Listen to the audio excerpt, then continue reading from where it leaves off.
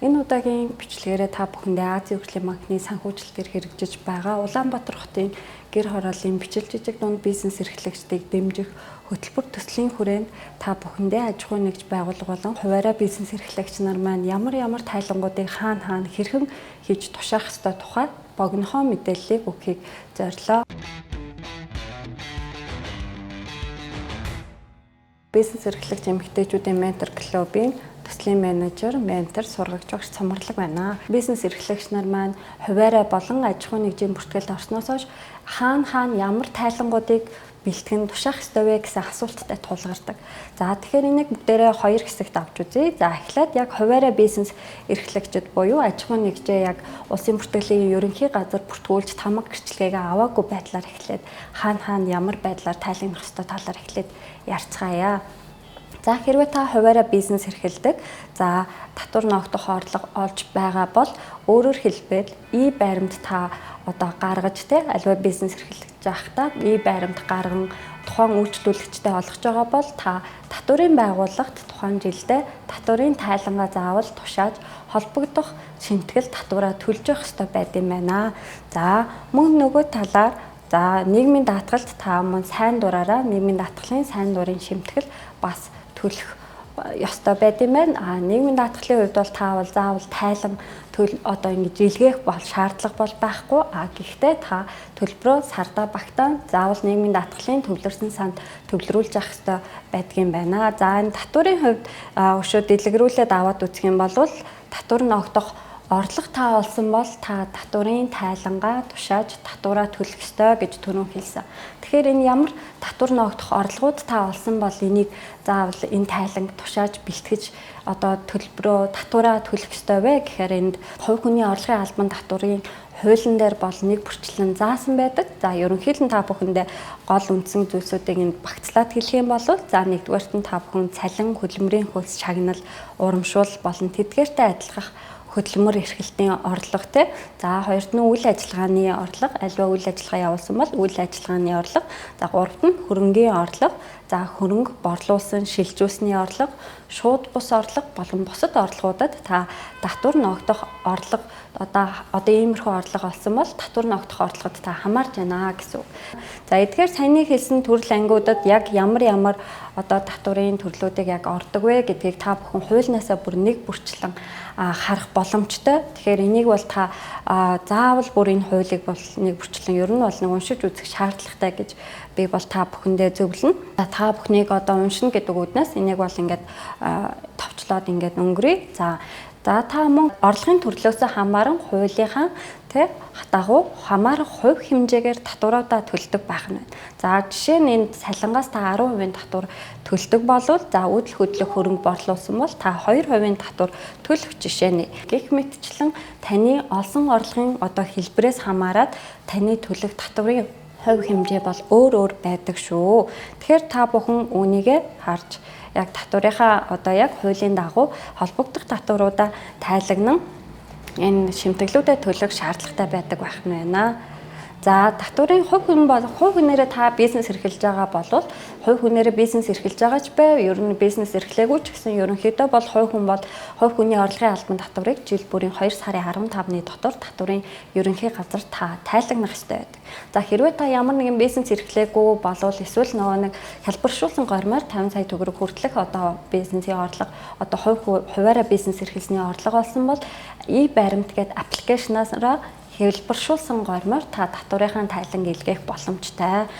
Бусдаар бол та бүхэнд энэ дэлгэцэн дээр харуулж байгаачлан за татварын e-tax MTMN гэсэн сайт руу орж та татварынхаа тайлан цахимаар одоо илгээж тэгээ холбогдох нэхэмжлийнхэн дагуу татварынхаа шимтгэлийг та төлөх нэ. За түрүүн нэг товчхон та бүхэндээ хэлсэн нийгмийн даатгалын шимтгэлийг мөн хуваарай бизнес эрхлэгч нар маань сайн дураараа төлж явах ёстой гэсэн. За энэ яг ямар учиртай юм бэ гэхээр жохон та бүхэн дэлгэрэнгүй мэдээлэл өгье. За нийгмийн даатгал гэж яг юу хэлээд байгаа юм бэ гэхээр нийгмийн даатгал гэдэг нь төр ажил олгогч болон даатгуулагчийн төлсөн шимтгэлээр эм тодорхой сангууд бүрдээд эдгээр сангуудаас холбогдох тэтгэвэр тэтгэмжтэй өвчлөө одоо хөдөлмөрийн чадвараа алдах, жирэмсний болон амарчны чөлөө эдлэг гэх мэт ийм тодорхой заасан нөхцлүүдэд буцаага та төлбөр шимтгэл одоо ийм улсаас тэтгэвэр тэтгэмж одоо зардлаа ингэж нөхөн олгуулах замаар ингэж авах ийм боломжтой байдаг. Тэгэхээр нийгмийн даатгал нь өөрөөр хэлэх юм бол таныг эрсдлээс хамгаалж байгаа. За ингээд та урьдчилан төлсөн төлбөр шимтгэлийнхаа одоо ингээд төлсөн одоо хувь хэмжээнээс хамаарат тэтгэвэр тэтгэмж төлбөр зардлын одоо байдлаар та буцаагаад ийм юугаа хүртэх боломжтой байдаг байна.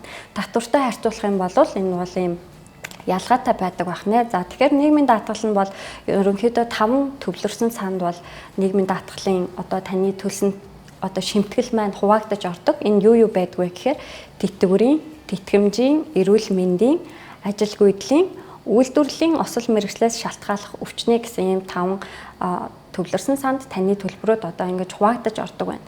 За эдгээрээсээ та тодорхой нөхцөл байдлуудад хэрвээ тэтгэвэр тогтоолох насанд хүрсэн бол та тэтгэврээ тогтоолгоод ингээд таныг дараагийн эрсдлээс хамгаалах ийм ашиг тустай ийм шимтгэл байдаг байна. За нийгмийн даатгалд хэрхэн хамрагдах вэ гэхээр та сайн дураар хамрагдаж болж байгаа мөн цалин хөлснөөсөө одоо албан журмаар ингэж суутгуулах байдлаар хамрагдаж болж байгаа. Тэгэхээр хуваараа бизнес эрхлэгчийн хувьд бид нар ярьж байгаа. Тэгэхээр энэ тохиолдолд бол та аж ахуйн нэгжээр бүртгүүлээгүй байгаа учраас та сайн дурын даатгалд бол хамрагдах бүрэн боломжтой. Энэ бол нээлттэй. Ингэснээрээ та тэтгэврийн насанд хүрэхэд тэтгэврээ тогтоолох нь тэтгэвэр авах мөн тэтгэмж авах, эрүүл мэндийн үйлчилгээг бол авах ийм боломжуудаар хангагддаг байх нь байна.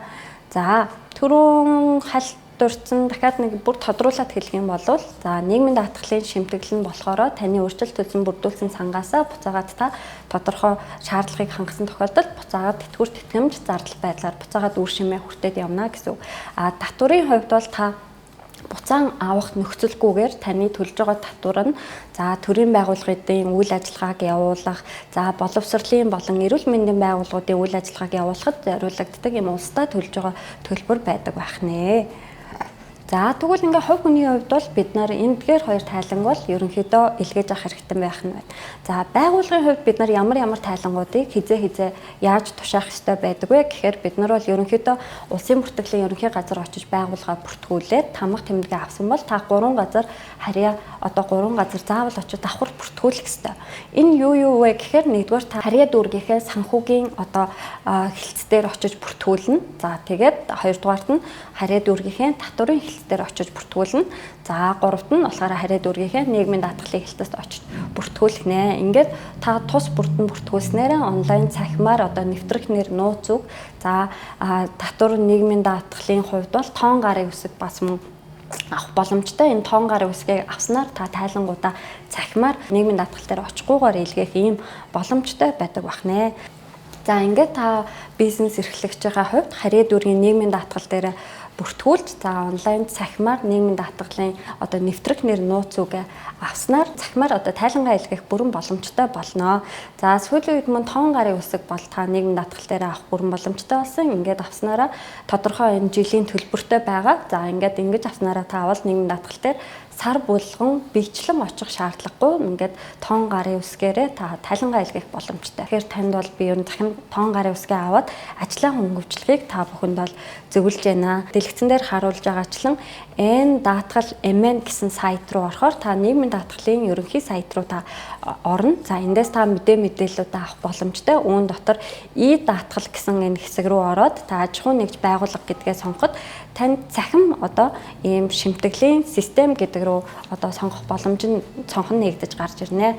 Ингээд та цахим шимтгэлийн системийг сонгоод эндээс өөрийнхөө нийгмийн даатгалын харьяа дүүргээс өгсөн нэвтрэх нэр нууц үгээрээ за тоон гарын үсгтэй бол тоон гарын үсгээрээ нэвтэрч ороод тухайн сард ажиллуулсан ажлын хөлс олгосон ажилчдынхаа мэдээллүүдийг та нэг бүрчлэн оруулж өгнө. За ингээд та ямар төрлийн ажил, ямар албан тушаал юу хийдэг, за хэдэн төгрөгийн цалин авсан гэдгийг оруулахад танд бол нийгмийн даатгалын сайт автоматар бол хэдэн төгрөгийн шимтгэл, за тухайн ажил олгогчоос та суудгаж авах ёстой. За тухайн байгууллагаас хэдэн төгрөгийн шимтгэл за төлөх ёстой гэдгийг бол танд гаргаад өгдөг. За ерөнхий бол хувь хэмжээ болвол одоогоор болвол өнөөдрийн байдлаар За ажил олгогчоос бол 11.5%-ийг юу суудгаж авч байгаа. За ингээд байгууллагаас 12.5%-ийг бол ингээд төвлөрүүлж байгаа. Энд болохоор хувь хэмжээний өөрчлөлтүүд ороогүй. Ерөнхий дүнг та бүхэнд хэлж байгаа. Тэгэхээр таны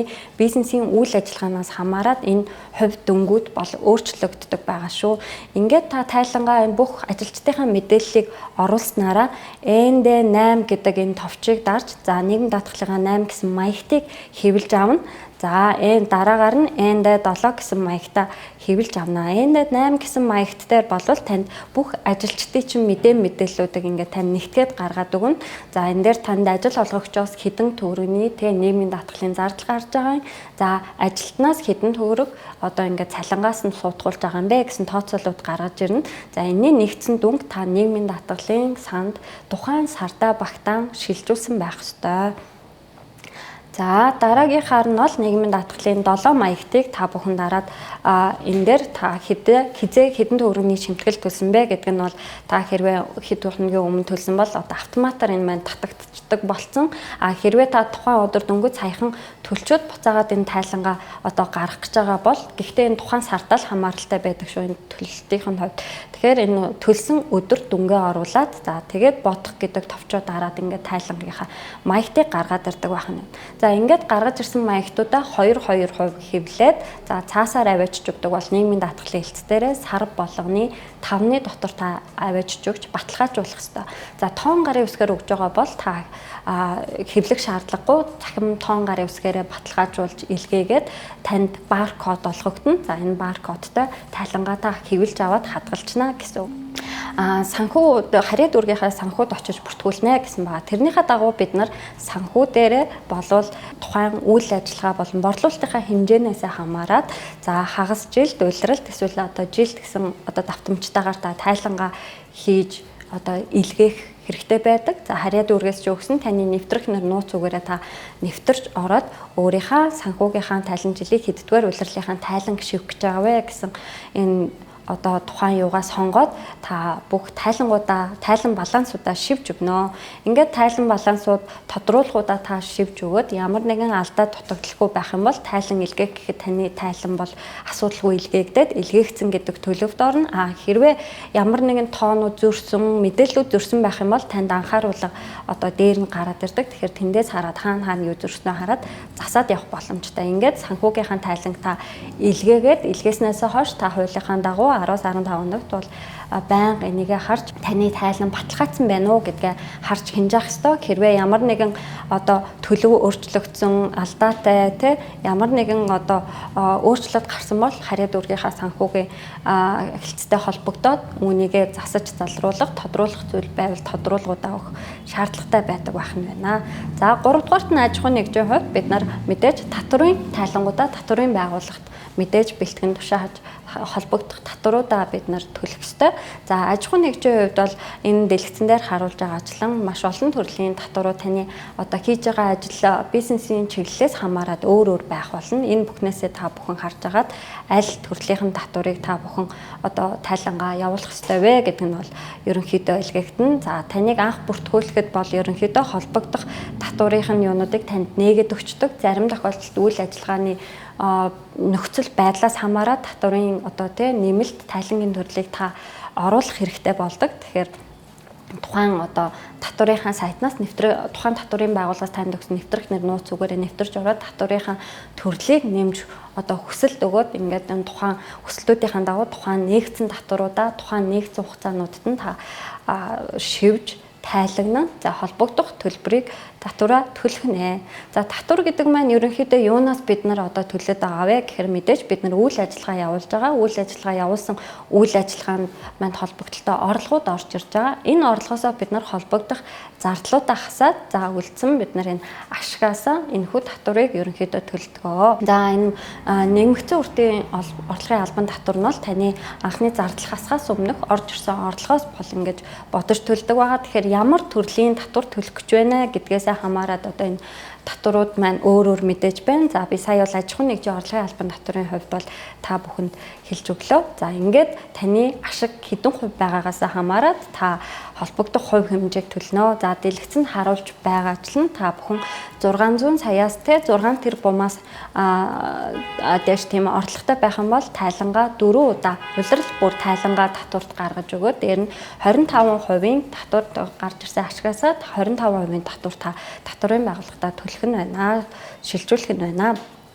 За татвар ногдуулах орлого нь 6 тэрбумаас одоо доошогоо байх юм бол татвар ногдуулах орлого нь тайлан жилдээ 2 удаа гаргаад 10% юутаагаар төлдөг. За татвар ногдох орлого нь 300 саяас доошоо байх юм бол за тайлан бол 2 удаа гаргаад татвар ногдох орлого нь 1 одоо хувиар татварынхаа хэмжээг 1% бодож төлдөг байгаа. За энэ нь болохоор би сая өнгөрсөн оноос энэ хэлбэршүүлсэн гормоор бид нар ингэж тайлангаа илгээх боломж ингэж олгож өгсөн байгаа бизнес эрхлэгчдаа дэмжихүүднээс. За тэгэхээр хэлбэршүүлсэн горим хэрэглэн та 50 сая төгрөгнөөс доошоо борлуулалтын орлоготой болвол та борлуулалтын орлогынхоо 1% одоо татварыг бодож татварын байгууллагатаа шилжүүлэн за тайлангаа жилдээ 1 удаа ингэж гаргах нэ. Ингээд дэлгэцэн дээр та бүхэн энэ хизээ ямар хувиар ядгийг энэ бол та бүхэндээ харуулж байна. За шинээр татвар одоо төлөгчөөр ингээд дөнгөж бүртгэгдсэн татвар төлөгч бол таны өмнөх жилийн орлогын хэмжээч нь харагдахгүй байгаа учраас ер нь бол тайлангаа 2 удаа гаргана. Өөрөөр хэлбэл хагас жилээр буюу жилээр гаргана. За ингээд холбогдох орлогын хэмжээнээс хамаарат та татварынхаа хараа дүүргийнхаа татварын санд төлөх нь байна. За ингээд мэдээж татварын төрөл юунаас хамаарат орлогын одоо татварын хувьд бол өөр байгаа. За орлогын албан татвар дээр бол юм байна. За суудган хувь хүний орлогын албан татвар дээр суудганы хувьд бол за тухайн одоо тийм хувь хүнээс та суудгаж авсан татвар бол ер нь 10%-аар суудгаж аваад энэ үнийгээ бид нар төлж байгаа. Энэ нь одоо юу хэлж байгаа вэ гэхээр өөрөөр хэлбэл тухайн ажилтнаа та өгсөн цалингаасаа нийгмийн даатгалынхаа шимтгэлийг хасаад үлдсэн дүнгээс нь та 10%-ийнх нь одоо энэ татварын тооцож ингэж татварын байгууллага төлөх нэ. За үүн дээр бас татварын байгууллагаас бас мөн иргэд одоо бизнес аж ахуйн нэгж одоо иргэдээ одоо дэмжихүүднээс юм жилдээ одоо бас тодорхой хэмжээний хөнгөлтийг бас үзүүлдэг байгаа. Тэгэхээр энэ орлого цалингийнхын хэмжээнээс хамаарат бас энэ хөнгөлтийн дүнгууд нь өөр байдаг. Тэгэхээр та бүхэн аж ахуйн нэгжийн орлогын албан татвар, хувь хүний орлогын албан татвар энэ одоо хууль, за нийгмийн даатгалын хуулиудыг бүр хэвлэж аваад ширээнийхээ одоо бүр гарын авлага болгоод энийг бүр нэг бүрчлэн уншиж танилцаад ингээд байн одоо харж ингэж ажиллаж явах хэрэгтэй байдаг байх нэ. Таны бизнесийн эрхэлж байгаа үйлчлэгээний төрлөөс хамаарат нийслэл хотын албан татвар бол 1% төлдөг байгаа. Дараагаар нь нэмэгдсэн үрдгийн албан татвар түрүүн хэлсэн орж байгаа орлогоосоо за та 10% ингэж төлж явдаг байгаа. За нэмэгдсэн үрдгийн албан татвар төлөгчөөр бүртгүүлэхийн тулд за таны борлуулалтын орлого 50 сая хүрсэн бол та хуулийнхаар үүргийн дагуу та нэмэгдсэн үрдгийн албан татвар төлөгчөөр бүртгүүлэх ёстой. За ингэснээрээ та орж ирсэн орлогоос 10%-ийнхаа нэмэгдсэн үрдгийн албан татвараа төлнө. За сайн дураараа бас нэмэгдсэн үрдгийн албан татвар төлөгчөөр бүртгүүлж болдог. За та 10 сая төгрөгийн борлуулалт хийсэн болвол сайн дурын одоо нэмэгдсэн үрдгийн албан татвар төлөгчөөр бүртгүүлэх хүсэлтэд гаргах бүрэн боломжтой. За ингээд борлуулалтын хувьяасаа та 10% төлдөг мөн борлуулалтаас чинь хамаарат төрлөөс нь хамаарат тэг хувийн борлуулалтын нэмэгдсэн үрдгийн албан татварын хувь ногдох мөн чөлөөлөгдөх гэсэн одоо тийм ангиллууд байдаг. Тийм учраас та үйл ажиллагааныхаа юуг маш сайн хараад энэ аль ангилалд нь таарах нь вэ гэдгийг бас хуультайгаа маш сайн нарийн танилцаарай. За дараа нь онцгой албан татварыг бол та мэдээж үйл ажиллагааны чиглэлээсээ энэ бол хамаарна. Сар болгоны 5-ны дотор энийг та бэлтгэн тайлагнах ёстой байдаг байх нь байна. Галт зэвсэг байдаг бол галт зэвсгийн албан татвар гэж бас мөн таны байгууллага бүртгэлтэй бол байдаг. За энэ болохоор ямар хэмжээгээр төлөгдөх ёстой, яах ёстой энэ та бүхэн дэлгэцэнд ингээ харуулчих. За автоэвэр болон өөрөө явагч хэрэгслийн мөн албан татварыг та бас байгууллага дээрээ бүртгэлтэй тээврийн хэрэгсэл байгаа бол бас та тайлагнаж төлөх ёстой байх нэ. За мөн үл хөдлөх хөрөнгийн албан татварын тайлан мөн та төлж одоо бас тайлгнаж авах хэрэгтэй байд юм байна. За үйл хөдлөх хөрөнгийн албан татвар гэсэндээ за мөн ямар татварын тайлангуудыг хизээ татваруудынхаа тайланг тушаах ёстой. За хизээ татварынхаа яг төлбөрийг төлөх ёстой вэ гэсэн хоёр тусдаа хугацаа байдаг. За энэ бүхнийг ингээд одоо хүснэгтэр та бүхэнд харуулъя. Үүний дагуу та бүхэн тайлангуудаа холбогдох юун дээр нь төлөөд яагаад явах нь вэ шүү. За татвараа бол та болохоор та бүхэн MTMN гэсэн сайт руу ороод e-tax TMN гэдэг рүү ороод эндээс татварын байгууллагаас өгсөн нэвтрэх нэр нууц өгөөрэй. Та мэдээллүүдээ оруулаад танд тушаах ёстой татварын тайлангууд чинь хизээ тушаах ёстой хугацаатайгаа ингээд гараад ирдэг. Эндээс сонгоод холбогдох мэдээллүүдээ бөглөөд тоон гарын үсгээрээ илгээх товч дараад та тайлангаа илгээчихнэ.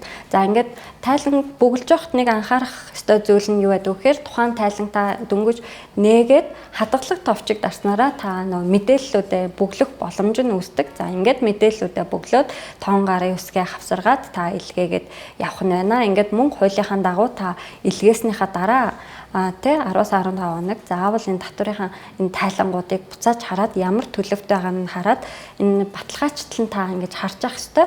За баталгаажсан тохиолдолд тань доор нь баркодтой ингэж тайлангийн юу маань хэвлэхэд баркодтойгоор ингэж гарч ирдэг байгаа шүү.